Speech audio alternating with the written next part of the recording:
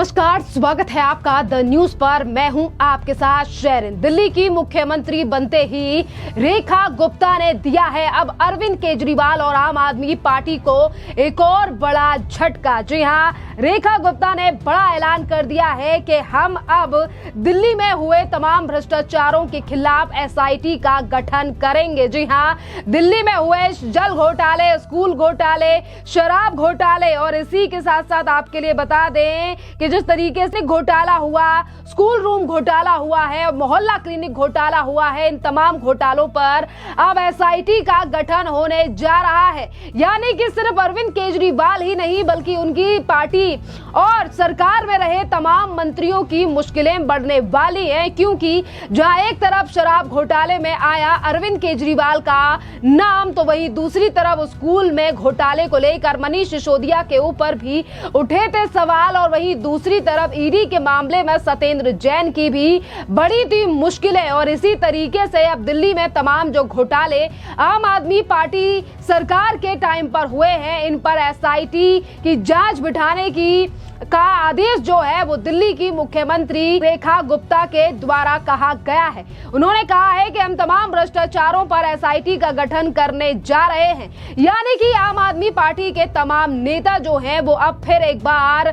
दिल्ली की तिहाड़ जेल की सलाखों के पीछे जा सकते हैं, जहां पर सिर्फ अरविंद केजरीवाल ही नहीं बल्कि पूरी आम आदमी पार्टी की जेल में जाने के दिन अब ऐसा लग रहा है कि नजदीक आ रहे हैं। जिस तरीके से जीरो टॉलरेंस की नीति और दिल्ली के विकास के लिए एक के बाद एक बड़े कदम दिल्ली की मुख्यमंत्री उठा रही हैं रेखा गुप्ता। देखिए, एक तरफ भ्रष्टाचार को लेकर ये बड़ा बयान जो है वो दिल्ली की मुख्यमंत्री रेखा गुप्ता के द्वारा दिया गया है, जो सीधे तौर पर आम आदमी पार्टी, केजरीवाल और उनकी पार्टी के तमाम नेताओं के लिए बड़ा झटका है। तो वहीं दूसरी तरफ देखिए कि जिस आम आदमी पार्टी ने पंजाब में महिलाओं को नहीं दिए इतने सालों में 1000 रुपए,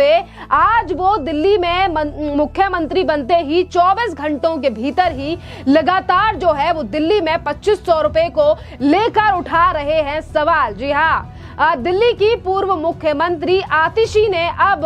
दिल्ली की मुख्यमंत्री के लिए जो है वो पत्र लिख दिया है और कहा है कि वो दिल्ली की मुख्यमंत्री से 23 फरवरी को मिलना चाहती हैं। यानी कि आज 22 तारीख है और कल के दिन के लिए जो है वो उन्होंने पत्र लिखकर रेखा गुप्ता यानी कि दिल्ली की मुख्यमंत्री से समय मांगा है और कहा है कि महिलाओं को 2500 रुपए प्रति माह देने की योजना के संबंध में 23 फरवरी को आप विधायकों के दल के साथ यानी कि आम आदमी पार्टी के जो तमाम विधायक हैं, इन तमाम लोगों के साथ दिल्ली की मुख्यमंत्री रेखा गुप्ता से मिलना चाहती हैं। देखिए, जिस पार्टी ने और जिस सरकार यानी कि अभी भी आम आदमी पार्टी की सरकार पंजाब में है और वहां पर पैसे नहीं दिए गए हैं, पर आज किस तरीके से दिल्ली में लगातार जो है वो ये कहा जा रहा है कि पैसे कब मिलेंगे, महिलाओं को पैसे कब दिए जाएंगे, हमारे साथ बैठक हो, नरेंद्र मोदी जुटे हैं, इस तरीके की बातें जो हैं वो आम आदमी पार्टी कर रही है, जिसका जवाब भारतीय जनता पार्टी के प्रदेश के अध्यक्ष वीरेंद्र सचदेवा के द्वारा भी दिया गया है। वीरेंद्र सचदेवा ने कहा है कि आज देश भर में महिलाएं जो हैं वो केजरीवाल से पूछ रही हैं कि पंजाब की बहनों को 3 साल पहले घोषित किए गए महिला सम्मान राशि जो है यानी कि 1000 रुपए कब मिलेंगे, और यही अरविंद केजरीवाल महिला सम्मान योजना के प्रति जो है वो भारतीय जनता पार्टी पर समय मांग रहे हैं। और आपके लिए बता दें कि बीजेपी जो है वो समय पर ही पैसे देगी, क्योंकि योजनाबद्ध आय यानी कि योजनाबद्ध जो है वो पैसे दिए जाएंगे, क्योंकि हम लोगों ने पैसे मध्य प्रदेश, महाराष्ट्र से हरियाणा तक हमारी सभी सरकारों ने महिलाओं को उनका हक दिया है और हम दिल्ली में भी देंगे। तो देखिए, यहाँ पर वीरेंद्र सचदेवा ने सीधा हमला आम आदमी पार्टी के ऊपर बोला है और कहा है कि पहले आप अपने राज्य को देखिए और फिर जाकर जो है वो यहाँ पर आइए। देखिए, दिल्ली में सरकार बन चुकी है और लगातार मुख्यमंत्री एक्शन में नजर आ रही हैं। जिस दिन से उन्होंने दिल्ली के ही मुख्यमंत्री के तौर पर शपथ ली है, 20 तारीख को शपथ ली है और आज 22 तारीख है और आज कल भी कई अहम फैसले लिए गए और आज भी दिल्ली की मुख्यमंत्री रेखा गुप्ता ने पीडब्ल्यूडी के ढांचे को सुधारने के लिए जो है वो पीडब्ल्यूडी विभाग से जुड़े अधिकारियों की बैठक भी की और इसी के साथ ही दिल्ली में खुद हुए यानी कि खराब खराब जो सड़कें हैं, यातायात से जुड़ी जो तमाम समस्या हैं, इस पर विस्तार से जो है वो चर्चा तमाम अधिकारियों के साथ की है। और इसी के साथ अधिकारियों को इस पूरे मामले को सुलझाने के लिए, यानी कि सड़कों को ठीक करने और तमाम समस्याओं को कम करने के लिए दिल्ली के अधिकारियों को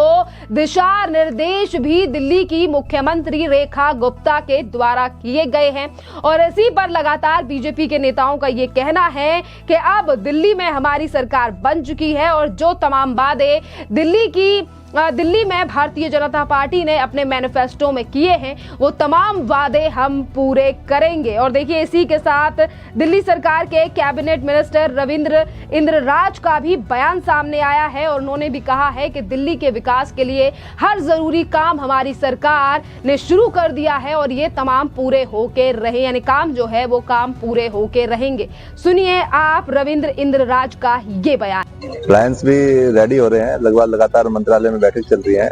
और लगभग कल हमने बहुत सारे डिपार्टमेंट्स को सीएम के साथ मिलकर बहुत सारी बैठकें भी की हैं। तो दिल्ली की जनता को जो मिलना चाहिए उसके लिए पूरा रोड मैप तैयार है। जितनी भी चीजें हमारे घोषणा पत्र के अंदर रही हैं उसके लिए भी रोड मैप तैयार किया जा रहा है और लगातार घोषणा पत्र के साथ साथ जनता को जो मिलना चाहिए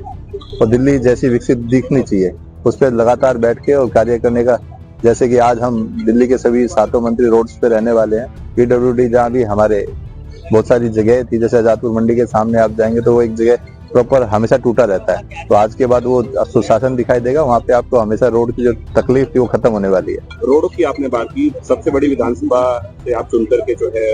दिल्ली सचिवालय में पहुंचे हैं, मंत्री बने हैं। आपकी अगर बवाना विधानसभा की बात करें तो सड़कें ज्यादा टूटी हुई हैं, ग्रामीण बहुत सारे इलाके हैं, तो ग्रामीण क्षेत्र भी है, उसके अलावा अर्बन एरिया भी आपके पास है। तो ऐसे में यहाँ की स्थिति तो कैसे सुनेगा? बिल्कुल आपने सही कहा कि बवाना विधानसभा खास तौर पे मैं कह सकता हूँ कि जिस हिसाब से उसकी उपेक्षा हुई है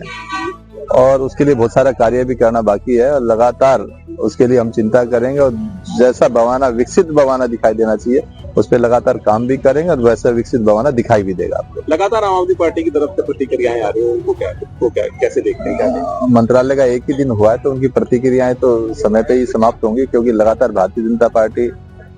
जितने भी हमारे घोषणा पत्र में मुद्दे थे वो सारे पूर्ण करने वाले, तो आराम से उनको सबका जवाब मिल ही जाएगा। कौन से ऐसे मुख्य कार्य हैं जो आपको करने हैं? जैसे अभी पहली बैठक में हम आयुष्मान भारत योजना को दिल्ली के लिए लागू करने वाले हैं और आयुष्मान भारत के साथ साथ जितनी भी चीजें घोषणा पत्र के अंदर थी लगातार उस पर चिंता हो रही है और वो लागू होंगी।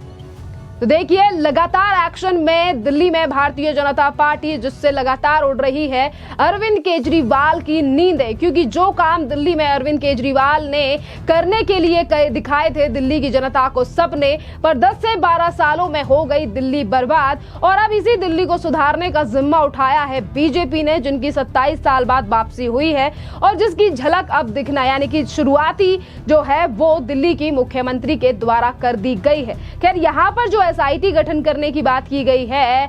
दिल्ली की मुख्यमंत्री के द्वारा, आपको क्या लगता है कि कौन सा ऐसा घोटाला है जिस पर ज्यादा मुश्किलें अरविंद केजरीवाल और आम आदमी पार्टी की बढ़ेंगी? क्या वो शराब घोटाला होगा जो 1000 करोड़ से ऊपर है, या वो शीश महल होगा जिसको लेकर पहले ही अरविंद केजरीवाल घिर चुके हैं? खैर, आपकी जो भी राय हो आप हमें कॉमेंट कर जरूर बताइए। धन्यवाद।